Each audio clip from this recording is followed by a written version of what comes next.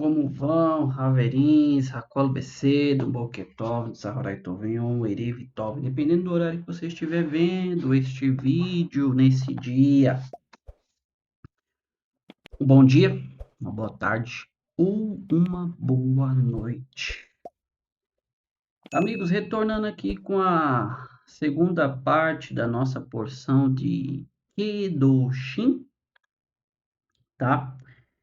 Nós temos também aqui, como eu disse, essa porção dessa semana, ela é muito especial para mim, particularmente, ela deveria ser para todos, porque ela trata verdadeiramente do que é você ser santo, você ser separado, qual que é a diferença que Deus pediu para mim e para você, como devemos ser santo como Hashem é santo. O que é a santidade perante os olhos de Deus, tá?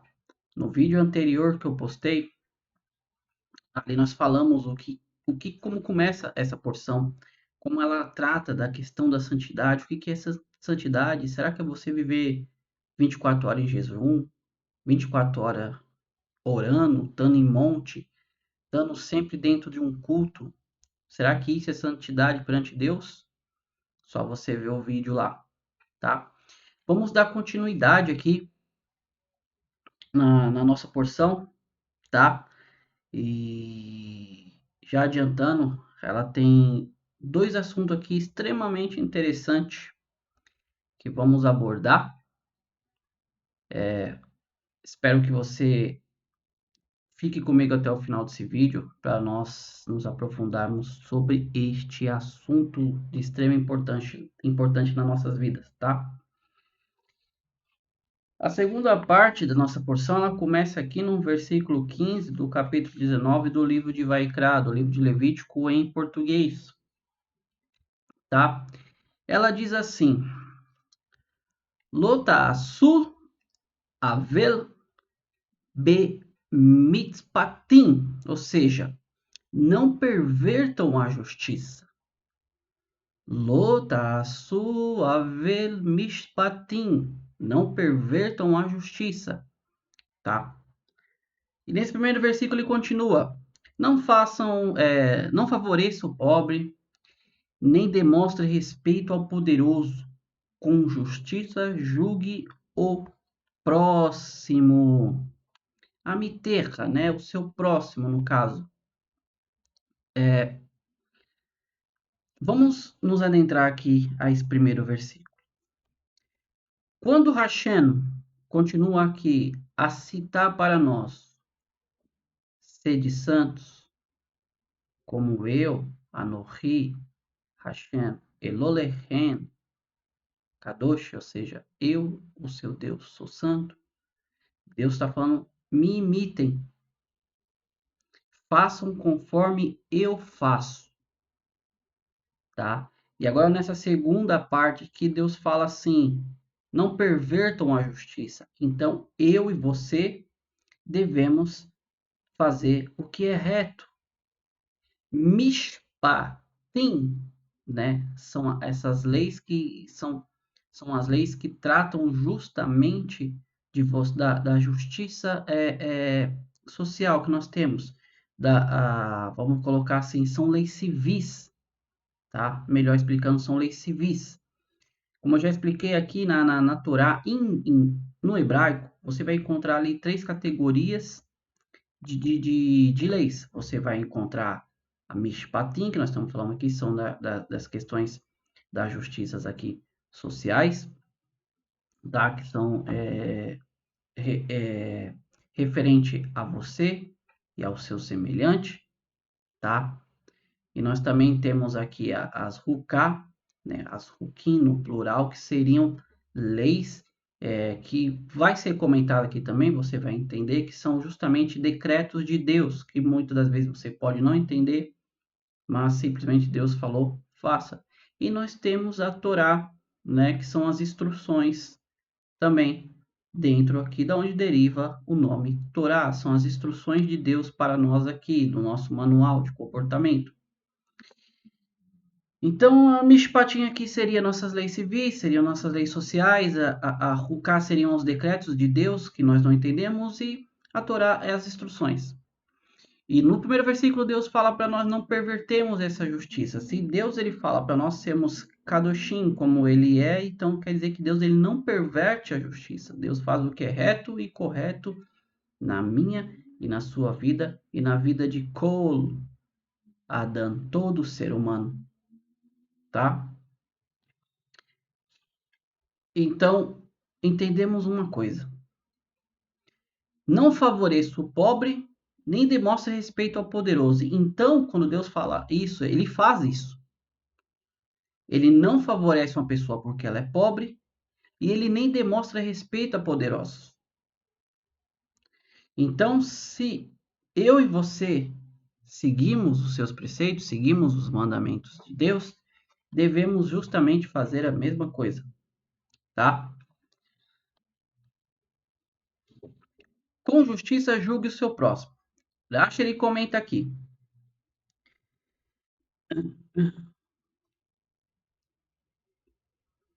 Você não deve dizer: este homem é pobre e o outro homem é rico. Então ele é obrigado a fornecer-lhe sustento. Por isso eu vou absolvê-lo em juízo e ele será sustentado de uma forma respeitável.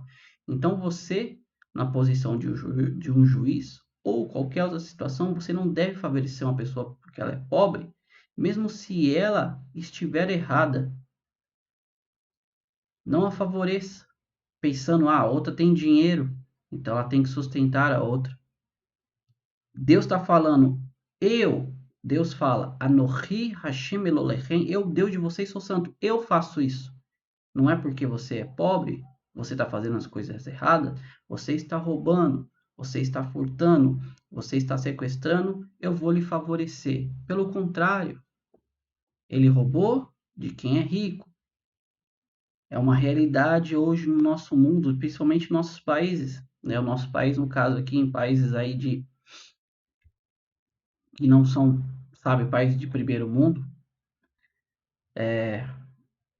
eu não vou entrar no assunto do que aconteceu no final de semana, o que está acontecendo, porque eu acho que esse aqui não é o foco do meu canal, tá? Isso a gente pode fazer em vídeos separados. Mas a Torá, como eu sempre comento com vocês aqui, ela fala do nosso dia a dia. Cada porção da semana, ela tem algo para nos ensinar justamente naquele dia. E você está vendo aqui, não é essa questão de a pessoa, ele é menos desfavorecido, o outro é favorecido. É porque o cara é rico, o cara é burguês, eu não sei, sabe? Essas linguagens que inventaram aí para definir situações econômicas de pessoas. Não é porque a pessoa ela é menos desfavorável, vamos usar o termo assim, ela foi lá, roubou, fez um arrastão, a outra, que no caso é rico, tem que pagar por aquilo. Não, indiferente, Deus não vai julgar o cara que é pobre, ou a pessoa que é pobre, porque ela é pobre. Ele vai julgar segundo o seu caráter, segundo o que você faz. O dinheiro não tem nada a ver com você. O que você faz com o dinheiro é o que tem a ver. Está me entendendo? A pessoa que tem mais poder aquisitivo não é porque ela é uma pessoa ruim. A riqueza ela pertence a Deus, ele dá a quem ele quer, tá? Então você não deve perverter a justiça. O segundo comentário de Rashi aqui em relação a como Deus faz e contra o poderoso você não deve demonstrar respeito. Rashi ele faz um comentário aqui interessante, ou seja, você também não deve favorecer a pessoa porque ela é rica. Você pode chegar e falar assim, nossa, aquela pessoa é poderosa, ela é filha de filhos de pessoas poderosas, então eu vou favorecê-la mesmo ela estando errada. Tá? Por medo de ser ressassado, de perder o seu cargo. Não. Faça como Deus faz com o mundo, como Deus julga o mundo. Não tema os poderosos. E o Deus ainda fala assim muito profundo, nem lhes respeite. Tá? Continuando aqui. Não ande entre o povo como um mexeriqueiro. Loterrel, Rahil, Beameha. Lo, Rahil. Ou seja, amigos, eu vou colocar para vocês aqui depois, só para vocês terem uma ideia. Tá? Esse único versículo, versículo 16 aqui de Levítico, capítulo 19, Rashi, ele leva uma folha, quase uma folha e meia, só para explicar sobre o que é você andar como mexeriqueiro. Em outras palavras, o que é ser um fofoqueiro. E ele vai na raiz da palavra. Eu não vou ler o comentário, amigos, porque realmente é muita coisa. Tá? É uma página só para esse versículo. Eu só vou resumir aqui o que Rashi ele tenta explicar. Rashi ele pega a raiz da palavra ali, no caso Heihal, né, que no caso seria, desculpa, Halil, no caso que a palavra ela na sua, nos seus chores, que no caso é raiz em hebraico, na raiz da palavra em hebraico, é aquela pessoa que ela vive na casa dos outros. Ele até traz para a raiz aquela que é uma pessoa que ela é uma espiã, tá? E essa pessoa é aquela que fica na casa dos outros buscando intriga, falando de A, falando de B, falando de fulano, falando de ciclano, de beltrano. É aquela pessoa que quando se reúne num jantar de família, no almoço de família, é para falar da vida do ciclano, falar da vida do beltrano. Irache ele se estende aqui de uma maneira impressionante, tá? Então, esse aqui é um dos princípios que eu queria trazer, é das partes principais que eu queria trazer aqui hoje, tá? Eu já comentei com vocês, existe um livro chamado Shimirat Lashon, né? Ou seja, é uma lição para cada dia. Guardar a língua. Como é que você Shimirat Lashon? Você guarda a sua língua. É um livro onde você tem para 365 dias do ano lições só sobre o não falar mal dos outros. Do grande rabino, o grande mestre Justo Sadik, né? O, o Rabi Rafet Haim, tá? Como era assim conhecido. É um livro muito, muito bom, inclusive eu tenho aqui também, tá?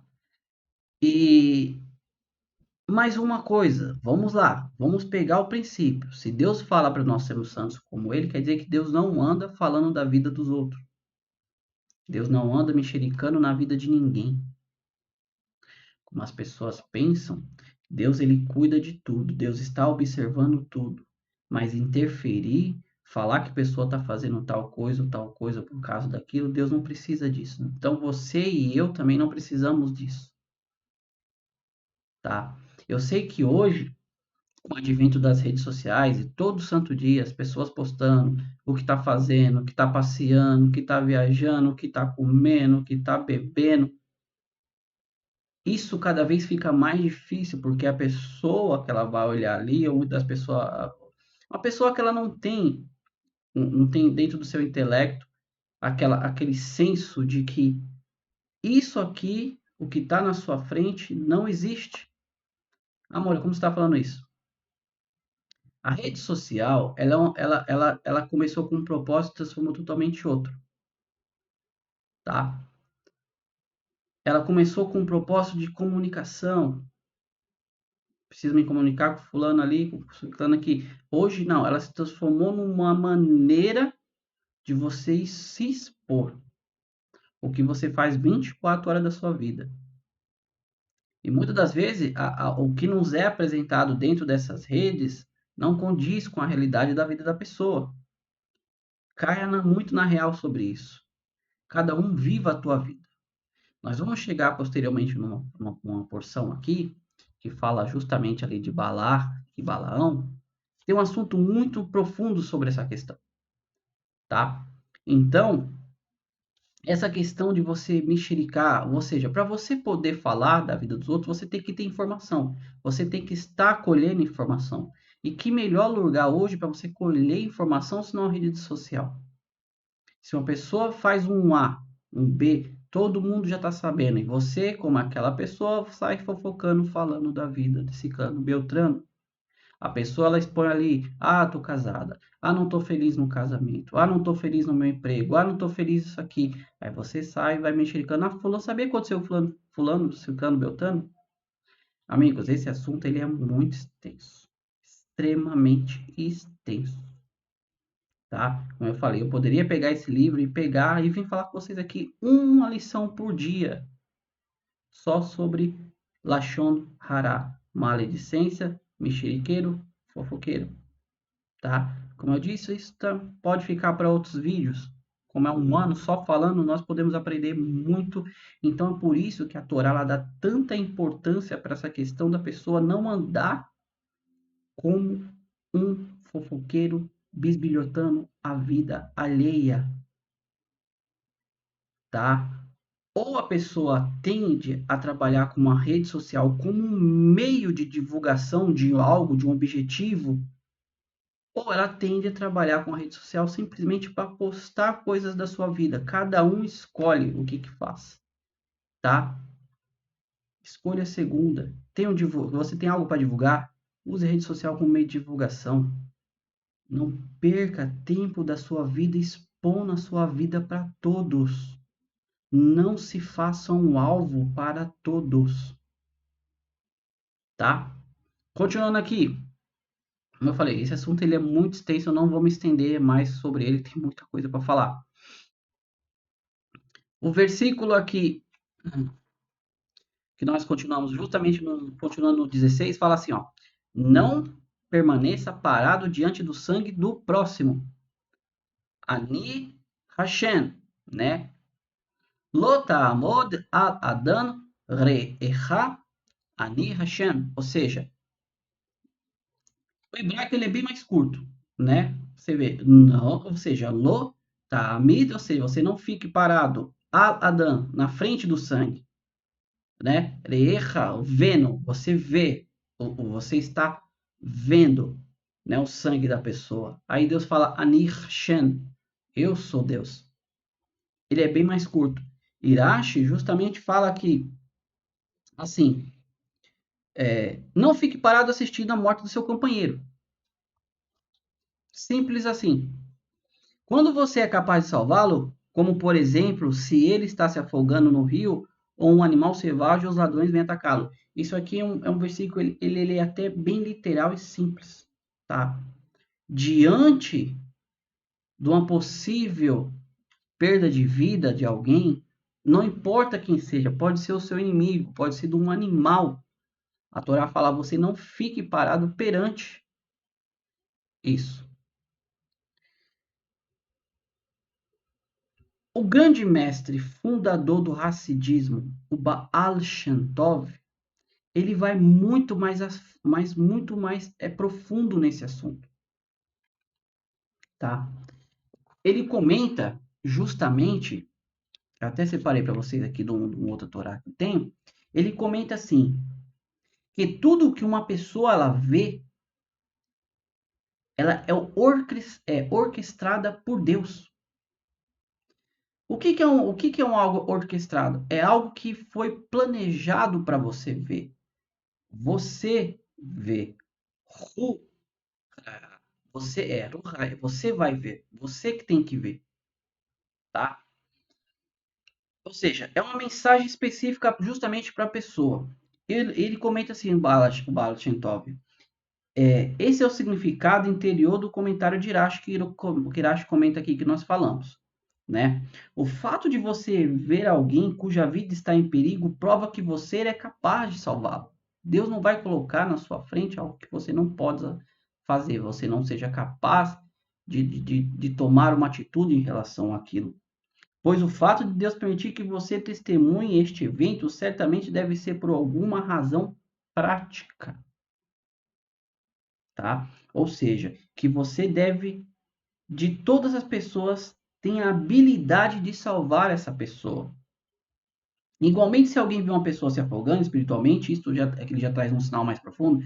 Se você vê que uma pessoa ela está se afogando, no caso, espiritualmente, ou seja, a pessoa ela está se afastando do caminho de Deus, e Deus colocou essa pessoa na sua frente, é que você tem essa obrigação, você tem essa capacidade de fazer essa pessoa fazer uma techuvá. Techuvá em hebraico significa retorno, ela tem um retorno para os caminhos de Deus. Então, nós temos aqui dois comentários. O comentário de Rashi no livro lateral, que você não deve ficar vendo a morte do seu companheiro, já o mestre do Hassídico, o mestre que nos trouxe Baruch Hashem. O Hassidismo, dentro do judaísmo, ele já nos traz uma questão muito mais profunda, que se Deus permitiu que você veja tal situação, é porque ele acredita na sua capacidade ali física de resolver aquela situação. No nosso caso aqui, como exemplo, salvar a vida daquela pessoa, tá bom?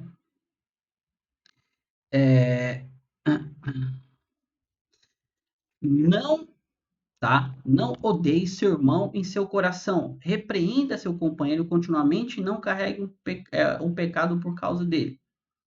Aqui nós temos N explicações sobre essa questão, tá? Mas nós estamos aqui dentro do mais do literal. Então, eu vou trazer novamente o que Irache comenta. Ou seja, repreenda o seu companheiro, só que você não deve envergonhá-lo na frente de todos, tá? Vamos entender aqui de uma maneira mais simples. Não odeie seu irmão.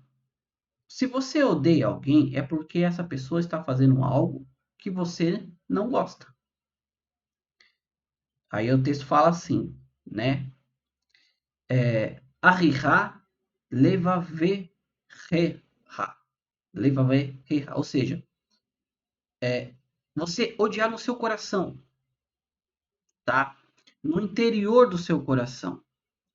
Repreenda seu companheiro continuamente e não carregue o pecado, carregue um pecado por causa dele. Ou seja, como o Horácio que ele comentou, nisso você pode estar repreendendo seu irmão, você está odiando seu irmão dentro do coração, e daqui a pouco você está fazendo justamente o que nós estávamos lendo lá atrás, que era um versículo atrás, sobre você estar falando sobre o comportamento dessa pessoa para fulano, ciclano, beltrano e por aí vai.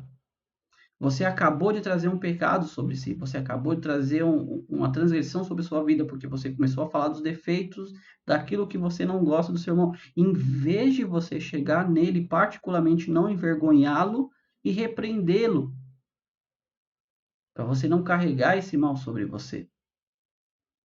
Simples assim a Torá. Voltando lá, vamos voltar. Sede santo como eu sou santo. Deus não envergonha ninguém na frente de ninguém. Um pai não quer que o seu filho seja envergonhado. Quanto mais o Pai de todos, quanto mais Deus que criou, tá? Aqui vai uma história muito profunda. Lembra-se do primeiro erro, Adão e Havá, Adão e Eva. Quando Deus sai no meio do jardim e Adão ouve uma voz, que é a voz de Hashem, do Todo-Poderoso, perguntando: Adão, cadê você? Onde você está, Adão? Você pode perguntar, porventura Deus não sabia onde Adão está? Deus não é onipresente, onisciente, não conhece todas as coisas? Deus sabia onde Adão está e sabia que Adão estava se escondendo pelo que ele havia feito. Porém, ele não... Entendam bem, Deus não quis nem envergonhá-lo na frente dos seus anjos. Envergonhá-lo na frente dos animais.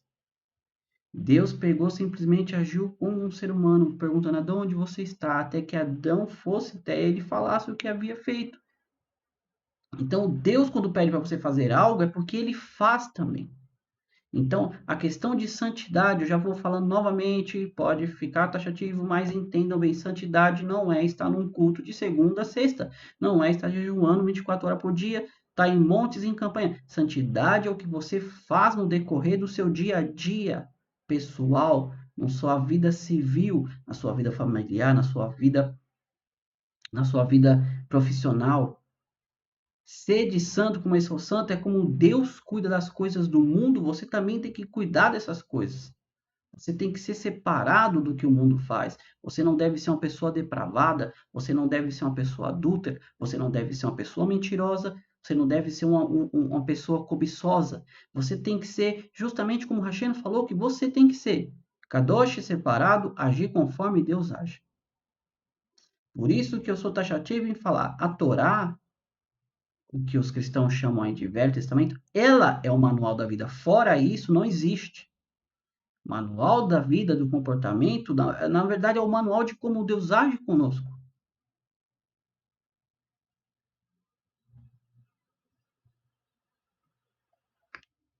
Não se vingue nem guarde rancor contra os filhos do seu povo. Ame o próximo como a si mesmo.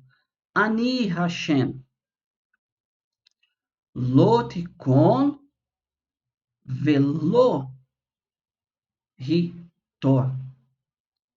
Você não deve guardar rancor. Contra quem? Et benei amerra. Contra o seu próximo, contra o seu companheiro. Ve'ahavita lerachecha kamorra ani Hashem. Você não deve guardar rancor contra ninguém. Você tem que ter o quê? Ve'ahavita. Você tem que amar. Learecha, o seu quê? Kamorra, o seu companheiro. Ame o próximo como a ti mesmo, no nosso português. E Deus fala no finalzinho, Ani Hashem, ou seja, Deus fala, eu sou Hashem, porque eu faço isso. Esse é um outro assunto aqui que é extremamente complexo, muito, muito profundo. Existe N comentário de vários sábios. Ramban com N, né, que eu já falei que é o Rabi Narman, o Rabi Narman. Ele diz que isso é impossível de se fazer, tá? Existem outros comentários. Mas a maioria aqui diz que o básico é aquilo que Rabi Akiva comenta. Vamos ler aqui. Primeira coisa, não se vingue nem guarde rancor. Rashi ele fala assim: alguém diz ao outro, empreste-me uma foice. E o outro responde, não. O que é então se vingar? Se vingar é justamente isso. Esse último que não emprestou a foice, o que vai acontecer? No outro dia, este que não quis emprestar a foice, pede para o outro, me empreste o seu machado. Se o primeiro lhe disser, não vou emprestá-lo a você, assim como você não emprestou a mim, trata-se de uma vingança.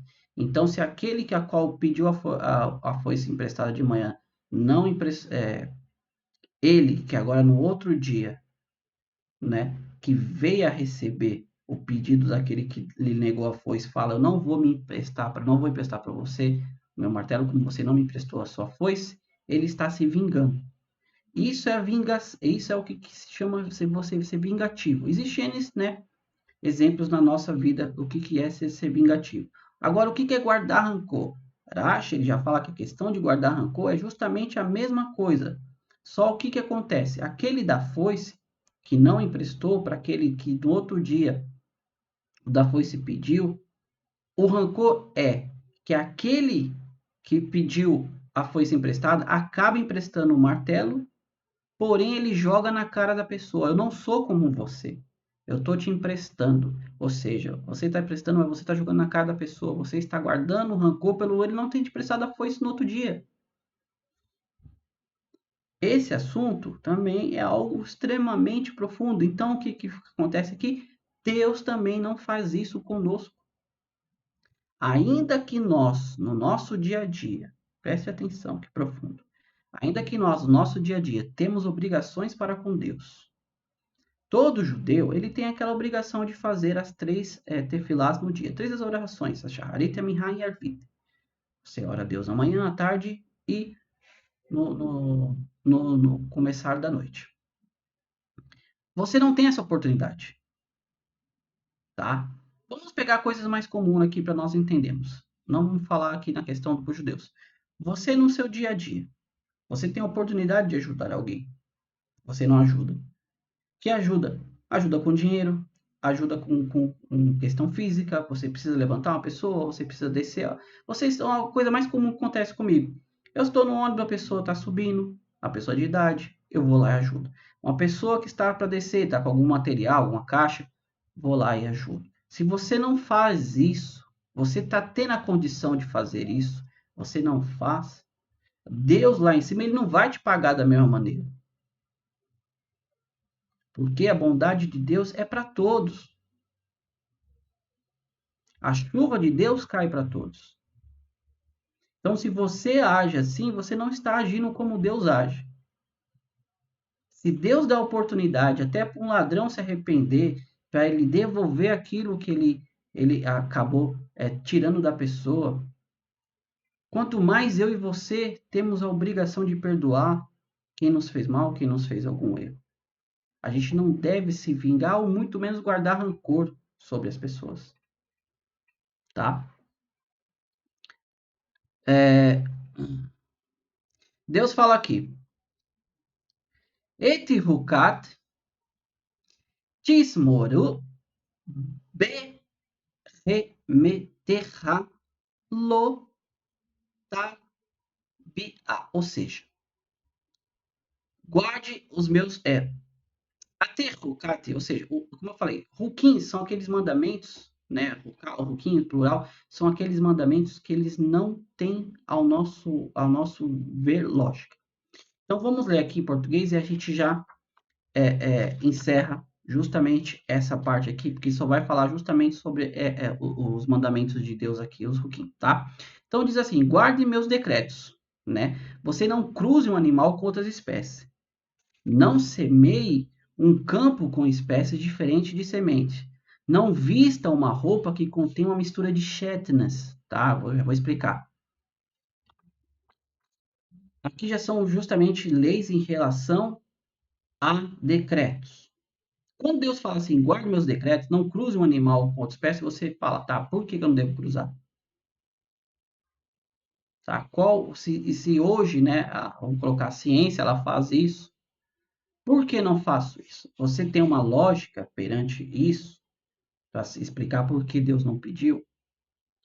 Embora muitos sábios tentem explicar, o termo hukar aqui, et hukar, ou seja, que são decretos de Deus, Deus decretou e simplesmente não é para fazer, é justamente essa questão. Não precisa você entender por que Deus falou. Se Deus, que é o Criador de todas as coisas, fez todas as coisas, Ele sabe por que não é para fazer isso. Você não deve semear um campo com uma espécie diferente de sementes. Você pode ver uma ligação aqui em justamente você misturar um animal com outro e justamente sementes com sementes. Você não deve semear num campo igualmente. Deus não quer misturas. Cada pessoa é cada pessoa, tá? Nesse exemplo aqui. Não vista uma roupa que contém uma mistura de chatnes, né? Em hebraico. É uma mistura de lã e linho, tá? Acho que eu expliquei isso uma vez, vamos lá. Eu estou aqui com meu paletó, estou com a camisa, tá? Vamos supor que a camisa ela seria de lã e o paletó é de linho. Não é isso que a Torá está dizendo. É que no mesmo tecido, no caso, no meu paletó, ele não pode ter traçado linho e lã juntos. Esse é o significado do versículo. Deus não quer que você misture. Se Deus está falando de um ajuntamento de duas espécies cruzadas, assim como você misturar um campo com outro, Deus está falando para você não ter numa única peça de roupa dois tipos de linhos nela. Nem o linho, nem a lã. Você não entende por que disso, mas Deus falou não é para você fazer. É um decreto de Deus. Então, Deus também não faz isso. Deus não mistura as coisas, porque isso vai contra justamente uma coisa que eu sempre falo aqui. Hoje, eu e você temos liberdade, tá? Quando Deus criou Adão e Eva, foi uma coisa que ele já deu para eles. Deu livre-arbítrio, livre escolha. Vocês escolhem o que está aqui, fazer. Tem uma árvore ali no meio que não é para vocês comer. Se Deus não tivesse criado nada ali, simplesmente tivesse colocado Adão e Havá simplesmente num paraíso como era o Gan Eden, e não lhes tivesse dado oportunidade nenhuma de questionarem algo, eles não seriam libertos, eles não seriam livres, não teriam o mérito da escolha, eles não teriam o mérito da liberdade, do livre-arbítrio. Por isso Deus colocou-lhe uma árvore e lhes instigou ali para mostrar: vocês são livres, vocês fazem o que vocês querem. A escolha de todas as ações parte de vocês. Então, essa questão da mistura, Deus também não faz. Deus sempre deixa nós, cada um, escolher aquilo que é melhor. Entenda bem. Deus sempre vai falar: isso aqui é o melhor. A escolha que você quer fazer da sua vida parte de você. Se aquilo vai ser bom ou ruim, você escolhe para você. Mas Deus já dá um aviso: isso aqui é bom e isso aqui é ruim. Tá? Santidade, meus amigos, não é o que vocês estão pensando. É extremamente coisas do dia a dia, tá? Agora, nosso último assunto aqui, para nós encerrarmos, ele fala assim: se um homem se deita com uma escrava e tem uma emissão seminal e ela é parcialmente casada e não foi redimida ou não foi libertada, deve haver uma investigação. Eles não devem ser mortos porque ela não foi libertada. Ele deve trazer uma oferenda de Hashem, que é uma oferenda de culpa a Hashem, a Deus, à entrada da tenda da reunião. Será um carneiro por oferenda de culpa. O sacerdote fará expiação por ele diante de Deus como com o carneiro da oferenda de culpa por seu pecado que ele cometeu. Ele ganhará perdão por seu pecado que ele cometeu. Esse é o final aqui da nossa segunda parte da porção de Kedoshim. Vamos lá. Só para nós encerrarmos aqui. Esses assuntos estão sendo bem longos, mas eu creio que é de extrema importância nós entendemos aquilo que eu estou falando para você. O que é ser santo perante Deus? Para nós encerrarmos, a Torá nos traz um exemplo ali de uma pessoa que ele pega uma escrava, um dono, e ele tem uma relação com ela seminal, né, uma relação sexual com ela. Só que depois ele descobre que ela não era totalmente livre. Vamos explicar aqui. Hidash ele traz um comentário interessante ali, e o Midrash também tem outros vários comentários, assim como o Talmud tem muita explicação sobre essa questão. Mas a questão ali é o seguinte: a pessoa adquiriu uma escrava, tá? Em conjunto com uma outra pessoa. Essa segunda pessoa, ela simplesmente fala, ó, eu não quero mais, fica com a minha parte, ela é sua, tá? Só que essa escrava, ela estava parcialmente casada com outro escravo que era judeu, tá? Essa lei sobre servos, escravos, nós vamos depois ver melhor também, tá bom? Naquela época, sim, era permitido. Então, entendamos bem. Aí essa pessoa vai e acha por bem, ele quer se casar, ele gostou da pessoa, vai lá e casa com a pessoa. Só que ele não sabia que ela não tinha sido libertada do contrato ainda matrimonial. Ele havia pego a parte dela, só que ela ainda estava ligada a um outro escravo judeu como parcialmente esposa. Tem que haver um julgamento. Você não pode simplesmente, não, vou matar ambos os dois agora, como a lei decretava sobre a questão de adultério. Os dois tinham que ser tragos, tá? Só que esse assunto aqui é muito profundo. Tem uma história, e eu vou comentar assim, tem uma história de um outro livro que fala de uma figura que foi levada perante uma suposta pessoa íntegra, e essa pessoa fala assim, ó, essa mulher foi pega em ato de adultério, o que deve fazer? Segundo a lei, manda se apedrejar, tal, tudo. Mentira, porque o próprio texto da Torá que nós vamos ler daqui para frente fala que tem que trazer os dois, como nos está dizendo aqui. Os dois não poderiam ser mortos sem ter um julgamento. Então você traz tanto a mulher como o homem, não só a mulher. Tá? Entendam bem. Não traz só a mulher, traz os dois. Não adianta tentar embelezar uma história para mostrar uma questão de moral, sendo que ela é mentira. Ela mente contra a lei de Deus. Fica a dica. Voltando aqui. Então, tem que se haver um julgamento, saber realmente se ela estava liberta, se esse contrato que foi escrito entre os dois foi dada a parte dela para ele, e se ela realmente ainda estava casada com outro escravo judeu que ele tinha.